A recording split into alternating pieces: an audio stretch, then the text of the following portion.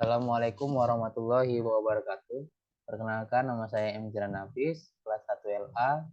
Saya akan menjelaskan dan mempresentasikan hasil kerja dari hari kerja dari kelompok saya, yaitu mengenai keamanan dan keselamatan kerja listrik. Nah, bisa kita lihat, saya M. Jiran Nafis, NPM 0622 3031 0410. Pengertian listrik. Apa sih listrik itu? Listrik adalah salah satu bentuk sumber daya atau energi potensial yang banyak memberikan manfaat, ideal, praktis, dan dapat dimanfaatkan sebagai tenaga penggerak, mekanik, pemanas, pencahayaan, dan lain-lain sebagainya. Kemudian di sisi lain juga listrik dapat menimbulkan bahaya atau bencana yang merugikan baik manusia, harta benda atau materi. Kemudian apabila pemanfaatan tidak mengikuti kaidah-kaidah atau aturan-aturan yang telah ditetapkan oleh teknik kelistrikan. Oleh karena itu, setiap peralatan listrik diperlukan pengamanan yang memadai guna melindungi peralatan itu sendiri dan bagi orang yang mengoperasikannya. Nah, bahaya-bahaya yang sering ditimbulkan listrik itu ada kebakaran, bisa kita lihat pada gambar tersebut. Energi listrik menimbulkan panas dan apabila panas ini berlebihan mengakibatkan isolasi dari kabel listrik menjadi rusak yang bahkan akan timbul api yang dapat menyebabkan kebakaran atau menjadi kebakaran. Yang kedua ada bahaya sentuh, bisa kita lihat juga pada gambar tersebut. Bahaya sentuh yaitu bahaya yang disebabkan akibat tegangan sentuh secara langsung maupun secara tidak langsung. Dan yang ketiga ada arus hubung singkat atau pendek, mengalirnya arus dari potensial tinggi ke potensial yang rendah tanpa melalui beban sama sekali. Hubungan singkat bisa terjadi bila kabel listrik yang bertegangan bersentuhan dengan kabel netral atau bodi peralatan listrik. Bahaya listrik terhadap manusia dibagi menjadi dua, sentuhan langsung dan sentuhan secara tidak langsung. Sentuhan langsung ini bahaya sentuhan pada bagian konduktif yang secara normal bertegangan. Yang tidak langsung itu kebalikannya, bagian konduktif yang secara normal tidak bertegangan karena terjadi kegagalan isolasi dalam listrik. Keselamatan dan kesehatan dan keselamatan kerja itu ada tiga: keselamatan, safety, suatu keadaan selamat, bebas dari cedera atau bahaya atau perasaan takut akan celaka yang ditimbulkan cedera dan risiko bahaya. Kemudian yang kedua ada kesehatan atau health, suatu keadaan kejiwaan, fisik, dan sosial yang sehat, serta bebas dari ancaman penyakit akibat kerja. Tiga, lingkungan atau environment, suatu keadaan di sekeliling tempat perusahaan beroperasi, termasuk udara, air, tanah, sumber daya alam, flora fauna, manusia, dan interaksinya. Sasaran keselamatan kerja itu yang pertama ada unsur manusia, upaya preventif menekan terjadinya kecelakaan, mencegah mengurangi timbulnya cedera, cacat, dan kehilangan jiwa, meningkatkan etos kerja, produktivitas, dan efisiensi kerja, dan yang terakhir meningkatkan kesejahteraan pekerja. Kemudian yang kedua ada unsur pekerjaan, mengamankan tempat kerja, peralatan dan material, konstruksi, instalasi, dan sumber daya lainnya, meningkatkan produktivitas pekerjaan, menjamin kelangsungannya. Terwujudnya tempat kerja yang aman, nyaman, dan terjamin kelangsungannya, terwujudnya pekerjaan yang tepat waktu dan hasil yang sangat memuaskan. Yang ketiga ada unsur perusahaan, menekan biaya operasional sehingga keuntungan meningkat dan perusahaan berkembang, mewujudkan kepuasan pelanggan sehingga kesempatan mendapatkan pekerjaan lebih mudah. Yang terakhir terwujudnya perusahaan yang sehat dalam bekerja. Penyebab terjadinya kecelakaan ada internal, ada individual, dan eksternal lingkungan. Yang internal itu ada tiga: kecenderungan mendapatkan kecelakaan, kemampuan kecakapan terbatas, tidak berimbang dengan pekerjaan yang ditangani. Kemudian sikap dan perilaku yang tidak baik. Yang di eksternal ada 5, job description tidak profesional dan tidak jelas. 2, pekerjaan mempunyai risiko tinggi kecelakaan, prasarana dan sarana kerja tidak memadai, kemudian upah dan kesejahteraan karyawan yang rendah, dan yang terakhir keresahan pada pekerja.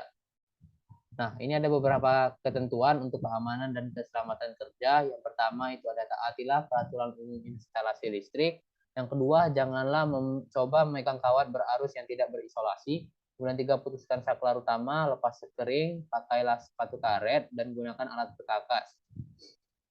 Kemudian yang keempat, nilai sekering pengaman terlalu besar dan kawat instalasi yang tipis untuk beban yang besar akan menyebabkan kawat terbakar. Yang kelima, jika sekering terlalu besar, motor akan terbakar jika menerima beban lebih atau disebut dengan overload. Yang keenam, bekerja tanpa memutus atau mencabut arus yang masuk akan sangat berbahaya. Yang ketujuh, bungkuslah dengan pita isolasi atau electrical tape jika kawat terluka. Ke-8, mencabut steker dengan menarik kabel tidak dibenarkan. 9, instalasi tanpa hubungan atau kontak tanah dapat membahayakan. 10, hubungan kawat pada lubang terkontak adalah sangat berbahaya. 11, untuk menghidupkan dan mematikan lampu harus dipasang saklar atau disebut dengan switch. Nah, alat pelindung diri, apa sih pengertiannya? Ini adalah suatu peralatan yang berfungsi untuk melindungi pekerja dari paparan sumber energi dari luar yang dapat mengakibatkan suatu kecelakaan dalam bekerja. Keterbatasan alat pelindung diri itu ada 4, terbatas daerah yang dilindungi, terbatas kemampuannya, terbatas jenis bahaya yang dilindungi, terbatas waktu pemakaiannya. Kemudian ada aspek-aspek yang diperhatikan dalam pemilihan APD, itu ada 7. Yang pertama, bentuknya cukup menarik, 2, dapat dipakai secara fleksibel, 3, tahan untuk pemakaian cukup yang lama, dan lain-lain sebagainya. Bisa kita lihat dalam 7 tersebut.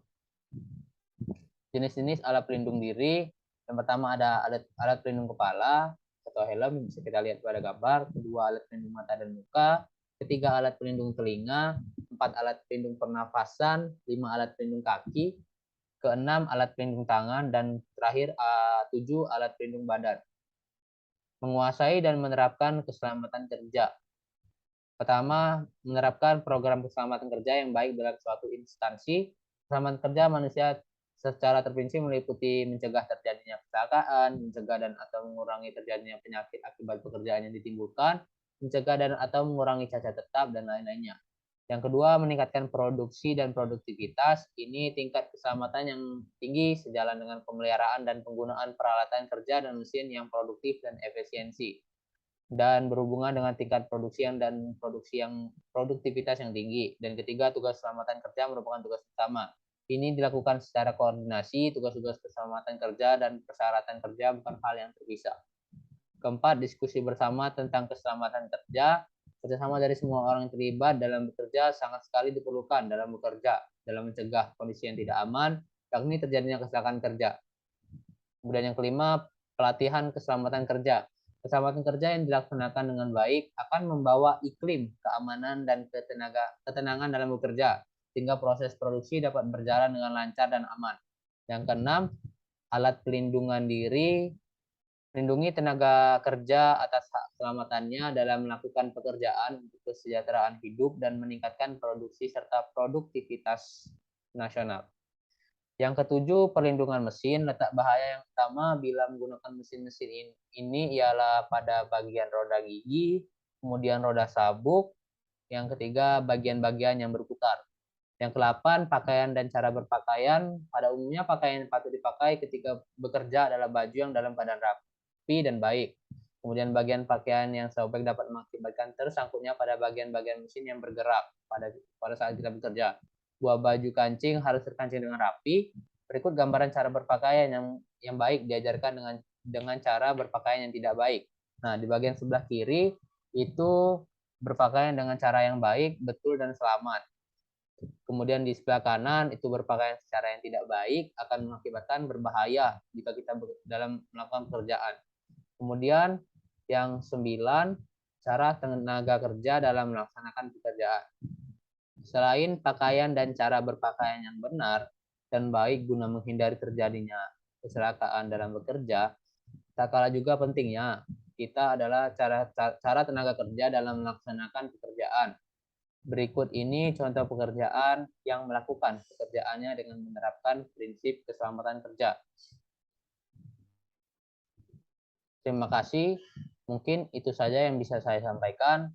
Apabila saya ada kesalahan dalam perkataan dan dalam presentasi ini saya ada salah kata, saya mohon maaf.